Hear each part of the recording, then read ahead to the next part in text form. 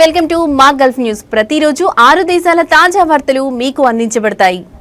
బౌషర్ విలాయత్ లోని గాలా ఇండస్ట్రియల్ ఏరియాలోని ఒక కంపెనీకి చెందిన వేర్ హౌస్ లో అగ్ని ప్రమాదం జరిగింది. సమాచారం అందుకున్న operation centre of civil defence and ambulance authority ఘటనా స్థలానికి చేరుకుంది. అగ్నిమాపక బృందాలు మంటలను అదుపు చేశాయని, దాంతో ప్రమాద తీవ్రత తగ్గిందని అధికారులు తెలిపారు.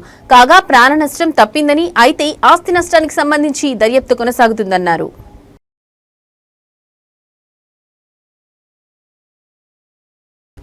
బహ్రెయిన్ లోని national health regulatory authority chief executive officer doctor Ahmed Mohammed Ansari జస్రాలోని అమానా హెల్త్ కేర్ ఫెసిలిటీని సందర్శించారు. ఈ facility chief executive officer doctor Mohammed Al సతీతో పాటు పలువురు అధికారులు ఆయన వెంట ఉన్నారు. ఈ పర్యటన సందర్భంగా ఫెసిలిటీలోని వివిధ విభాగాలను పరిశీలించారు. పేషెంట్లకు అందుతున్న సేవలను అడిగి తెలుసుకున్నారు. అంతర్జాతీయ ప్రమాణాలకు అనుగుణంగా వైద్య సేవలు అందిస్తున్నట్లు పేర్కొన్నారు. బహ్రెయిన్ జాతీయ ఆరోగ్య ప్రణాళిక లక్ష్యాలకు అనుగుణంగా అమానా హెల్త్ కేర్ సేవలు అందిస్తుందన్నారు.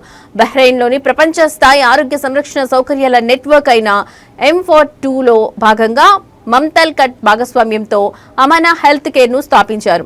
ఇది ప్రత్యేకమైన దీర్ఘకాలిక వ్యాధులతో బాధపడుతున్న పేషెంట్లకు సేవలు అందించేందుకు ఒమన్లో ఏర్పాటైన మొట్టమొదటి ఆసుపత్రిగా గుర్తింపు పొందింది.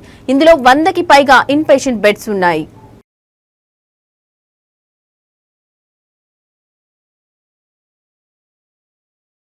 అషెల్ ఫర్ కంపెనీస్ మరియు అషెల్ ఫర్ బ్యాంక్స్ ప్లాట్ఫామ్ల ద్వారా కార్మికుల వేతనాలను బదిలీ చేయడం గురించి public authority for manpower బ్యాంకుల సమైక్యతతో ఉన్నత స్థాయి సమావేశాన్ని నిర్వహించింది. ఈ సమావేశానికి manpower acting director general Rabab Al Osaimi అధ్యక్షత వహించారు. కార్మికుల హక్కులను కాపాడటానికి అథారిటీ చేస్తున్న ప్రయత్నాలలో భాగంగా సమావేశాన్ని ఏర్పాటు చేసినట్లు తెలిపారు. కాగా యజమాని ఫైళ్లను బ్యాంకులకు సమర్పించడానికి సమగ్ర సాంకేతిక ప్రక్రియపై చర్చించారు.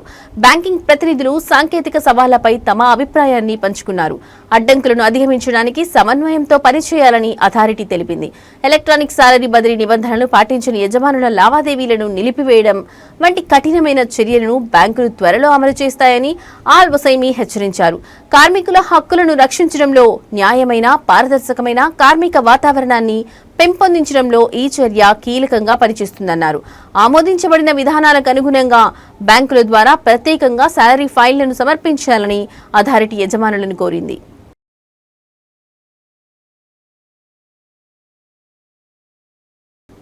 సోషల్ మీడియా మరియు గేమింగ్ ప్లాట్ఫామ్ల ద్వారా మైనర్లపై లైంగిక వేధింపులకు పాల్పడుతున్న 8 మంది వ్యక్తులను కోర్టు దోషులుగా తేల్చి జైలు శిక్ష విధించింది.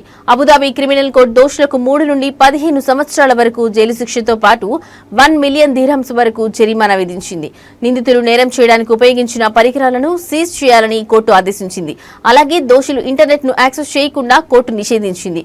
దోషులు సంబంధిత ఆన్లైన్ అకౌంట్లను మూసివేయాలని ఆదేశించింది. నిందితుల్లో 3 వారి జైలు శిక్ష పూర్తయిన తర్వాత దేశం నుంచి బహిష్కరించాలని కోర్టు స్పష్టం చేసింది. అబుదాబిలోని అధికారులు అనుమానాస్పద ఆన్లైన్ కార్యకలాపాలు, మైనర్లపై ఆన్లైన్లో లైంగిక వేధింపుల కేసులను పర్యవేక్షించారు. విస్తృత దర్యాప్తు తర్వాత అరెస్ట్ వారెంట్లు జారీ అయ్యాయని, నిందితులను అరెస్ట్ చేసినట్లు తెలిపారు. కాగా నిందితులకు చెందిన ఎలక్ట్రానిక్ పరికరాలను విశ్లేషించగా అందులో పిల్లలకు సంబంధించిన అశ్లీల కంటెంట్ ఉన్నట్లు గుర్తించినట్లు పోలీసులు తెలిపారు. కోర్టు తీర్పు సందర్భంగా అబుదాబి పబ్లిక్ ప్రాసిక్యూషన్ తల్లిదండ్రులు తమ పిల్లల ఆన్లైన్ కార్యకలాపాలను పర్యవేక్షించాలని, సోషల్ మీడియా లేదా గేమింగ్ ప్లాట్ఫామ్ల ద్వారా తెలియని వ్యక్తుల నుండి స్నేహితుల అభ్యర్థనను అంగీకరించవద్దని, కలిగే ప్రమాదాల గురించి అవగాహన పెంచాలని మరియు బ్లాక్మెయిల్ బాధితులైతే ఎలా స్పందించాలో వారికి అవగాహన కల్పించాలని పిలుపునిచ్చింది.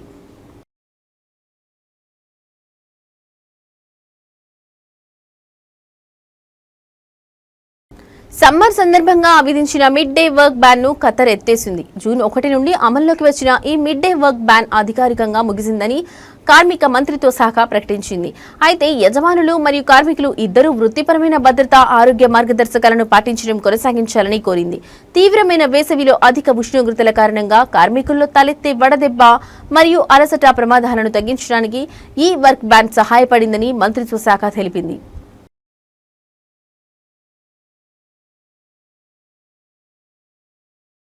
భద్రతాపరమైన సహకారంపై సౌదీ అరేబియా, కువైట్ చర్చలు జరిపాయి. సౌదీ అంతర్గత మంత్రి prince Abdul Aziz bin Saud bin Naif Kuwait లో పర్యటిస్తున్నారు. తన పర్యటనలో భాగంగా కువైట్ మొదటి ఉప ప్రధానమంత్రి మరియు అంతర్గత మంత్రి షేక్ ఫహద్ యూసఫ్ సౌద్ ఆల్ సబాతో సమావేశమయ్యారు.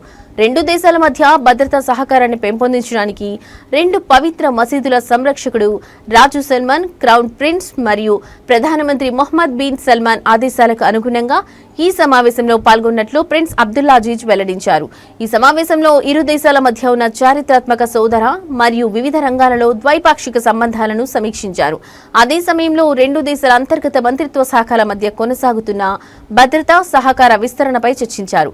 సమాచార మరియు నైపుణ్యాల మార్పిడి, వ్యవస్థీకృత నేరాలను ఎదుర్కోవడంలో సహకారం, భద్రతాపరమైన శిక్షణ వ్యవస్థను బలోపేతం చేయడం, మానవ సామర్థ్యాలను అభివృద్ధి చేయడం, అలాగే తాజా భద్రతా టెక్నాలజీ వ్యవస్థలను ఉపయోగించడంలో కలిసి పనిచేయాలని నిర్ణయించారు. ఈ సమావేశంలో ఇరు దేశాలకు చెందిన పలువురు సీనియర్ అధికారులు పాల్గొన్నారు.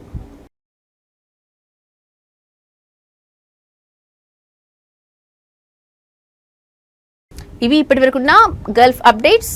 మరో బులెటిన్తో మళ్ళీ కలుద్దాం. నమస్తే.